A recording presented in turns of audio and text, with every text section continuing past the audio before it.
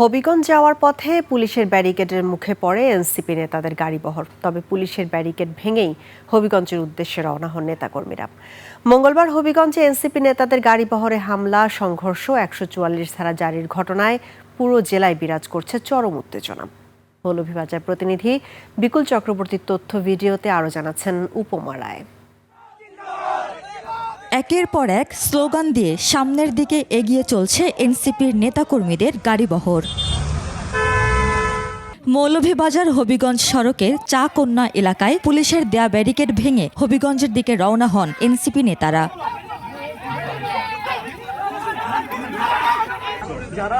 বুধবার বিকেলে ওই এলাকায় ব্যারিকেড দেয় পুলিশ। নিরাপত্তাজনিত কারণ দেখিয়ে এনসিপির গাড়িবহর আটকে দেওয়ার চেষ্টা করলেই সৃষ্টি হয় উত্তেজনা।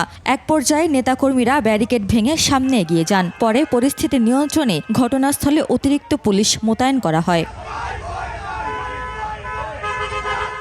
পুলিশ জানিয়েছে, হবিগঞ্জে চলমান উত্তেজনা ও আইনশৃঙ্খলা পরিস্থিতি বিবেচনায় রেখেই সাময়িকভাবে গাড়িবহর আটকে দেওয়া হয়েছিল। এনসিপি নেতারা জানান, তাদের পূর্ব ঘোষিত কর্মসূচি কেউ ঠেকাতে পারবে না।